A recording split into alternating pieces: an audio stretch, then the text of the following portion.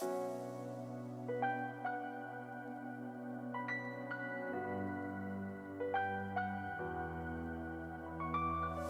up everyone, this is Donnie aka Elevated, and thank you for tuning into another video here on Dota Alchemy. This one is going to be talking about how to draft, and specifically how to draft early on when you're pretty sure you're going to get counterpicked. Basically, how to draft as a support for the most part, because that is what I mostly play. I've been having quite a bit of success, basically first and second picking my hero in nearly every single game. And so I wanted to kind of just tell a little bit about how I go into drafting in this kind of scenario where you don't have a whole lot of information and there's a very good chance that the other team will pick something that's good against you. So without further ado, let's get into the video. And one of the nice things that Valve implemented recently is the ability to customize your hero grid. This is something that we used to have a long time ago. They brought it back with some more kind of nice tweaks where you can actually rename stuff and make a bunch of different groups and stuff like that. So you can see here that I have 6 heroes in my main hero pool first pick. That's what it's titled. I have roaming killers, I have team fight, I have lane bullies, split push, defensive supports, and then situational and meme supports. And so let's go ahead and talk about the first pick heroes, because that's kind of what this whole video is going to be about. When you go into the drafting stage, you obviously are going to try and pick heroes that are good for the game that you're about to play, and that means that it's good to have an idea of how you want to play before you go into the game. Now, if you are picking later, you can obviously tailor how you want to play to what you see in front of you, but when you're picking first, here's what I've defined as what a good first pick hero is. It's a hero that does multiple jobs very well, and a hero that I personally really like playing. So right now, we have Ancient Apparition, Grimstroke, Shadow Shaman, Winter Wyvern, Abaddon, and Spirit Breaker. And I will pick all of these and I'll play them all as 5. I can also play them all as 4, depending on what I've queued as, mostly 5 these days. And here's why I like all of these heroes. Ancient Apparition is a hero that I just am very comfortable on. I think it's a hero that takes advantage of space and farm very well. And that's something that happens to occur in pubs pretty often, more often than it should, to be honest, for a position 5. But it's a hero that can take that farm and utilize it well. You're good at split pushing, which is something that is pretty lacking in a lot of pubs. Generally, players don't focus enough on the lanes. And so if you're playing a hero like AA, even though you're not very good at necessarily, clearing waves, you can at least create pressure by killing the range creep, and then you can still contribute if your team does take a fight elsewhere on the map with your Ice Blast. So in addition to that, AA also has a 90 GPM talent at level 10. I think that's extremely important for most supports to have if you want them to be kind of top tier right now. And then the hero is also a pretty good laner, meaning that you can bully a lot of lanes, and you can also just do pulls and play the harass game pretty well also. So that's why I like AA, and I'll happily pick it, especially in the Alchemist meta and when people are picking lots of these regen heavy tanky heroes. I like playing AA because obviously it counters a lot of that. Grimstroke, this hero I'm not playing so much. I might actually move this one out of this tier, but right now Grimstroke is kind of trending downwards. Still, it's a hero that is good at clearing waves. It has a GPM talent. It's very good at team fighting. It's pretty good at getting kills and setting up as well with Inkswell and the silence that you have. So it's just kind of an all-around, generally very good hero. Shadow Shaman is currently my most go-to hero because it clears waves, it lanes well, it sets up for kills, it also pushes. So it kind of does like 4 jobs really, really well. And so I've been playing a lot of Shadow Shaman. I think I'm on like a 4-game winning streak with it right now. Winter Wyvern is sort of like an old staple that I got really comfortable with when there was a lot of Meepo being picked, and it's just really good against a lot of these physical damage carries.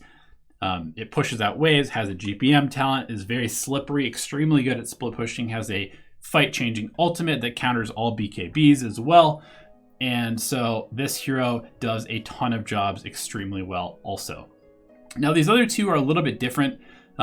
Spirit Breaker is something that I was playing a lot as a 5 for a while there because it allowed me to not only bully people in lane to secure some space for my carry to get some last hits, but then I could also rotate super early for free. I could help get my carry items by simply TPing back to base and charging back to lane. So it's kind of like a free TP, almost like Nature's Prophet. And that's kind of how Abaddon functions as well. He's pretty good at bullying in the lane. He's good at denying himself to return to lane with more regen and items for the carry. And then also Abaddon is extremely good at keeping people alive. That's a huge part of pubs, is you want to keep your best player, your most important hero, alive.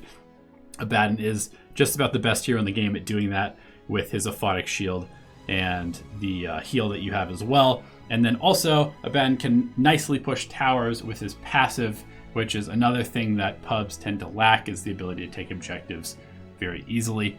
So that's my first pick hero pool. I'll pick these heroes basically any game that I need to, where I don't have any information. But when you do have some information, when your teammates are showing what heroes they're thinking about picking, then you can kind of expand your hero pool a little bit. And sometimes you'll have somebody who just instant picks something. Maybe they just really want to play 4. They don't want it to get picked by the other team, so they'll just snap pick, I don't know, like an Earth Spirit or a Night Stalker or something like that. And at that point, you have a little bit more information to work with, because if you have first pick and your teammate picks, then you're going to get to see what your teammate picks, and then you're going to get to see 2 enemy picks, and then you get to pick your hero. So that is a huge amount more information to work with, and that's generally where I'll go into sort of these 2 roles maybe, or perhaps the roaming killer role, because if my other support picks a hero that doesn't have very much disable, I'm definitely going to be picking a hero like a Lion, like a Shadow Shaman, even a Chaos Knight. One of these heroes that's really good at making stuff happen early on in the game with reliable stuns, good movement speed, and the ability to start ganks and, you know, wrap around on towers. Because if you have a support, if you have 2 supports that don't do that, it's almost impossible to get stuff done in pubs. People will just sit statically in the lanes for 15 minutes, and then you're just basically waiting for the other team to make a move first before anything happens. And I really don't like playing that style of Dota, so I'm always going to try and pick a hero that will allow me to rotate early and set up and start pushing the tempo a little bit faster than other people want to play. Now, sometimes you get a little bit lucky and your whole team will show what heroes they are thinking of playing. You know, you can click on a hero and it will gray over the portrait at the top, and you can kind of start theory crafting what might fit in there. And so if people are showing not very much team fight, obviously we can go to, you know, one of these heroes in this line, picking an Earthshaker, a Phoenix, a Warlock, something like that. When your team is all sort of single target stuff, can be extremely beneficial to rounding out your lineup. The only problem with that is a lot of the time people are just kind of putting a hero that they think they might want to play, but then it gets counterpicked, so they won't actually pick it, and you can end up in these scenarios where you don't really have the hero combos that you were intending to have, and then you can find yourself in these really awkward situations, which is why these, you know, main hero first pick heroes are so important to building a hero pool around, because you want these heroes to be able to do everything. And then if you're really not sure, maybe you're solo queuing and your teammate is not communicating, or none of your teammates are communicating, then you can just kind of default to these very safe heroes that you also enjoy playing. So a couple other pieces of a little bit more advanced draft strategy that I try to keep in mind when I'm picking, especially when we are a few picks into the draft. It's really, really nice if somebody picks first, just because you have a little bit more information. So if that is the case, I will generally try to pick a hero that works well with at least one of the heroes that's being shown. Either it's already been locked in or it's being shown by somebody else. So having a hero that can rotate to a mid that has kill potential early on, let's say there's a Lina mid, then it's really nice to pick a hero that has a reliable stun to set up for the Lina, and then you can rotate, you know, around the first power rune or the second power rune or around the bounty runes and help the Lina get that acceleration, in addition to also helping the initial lane that you started in.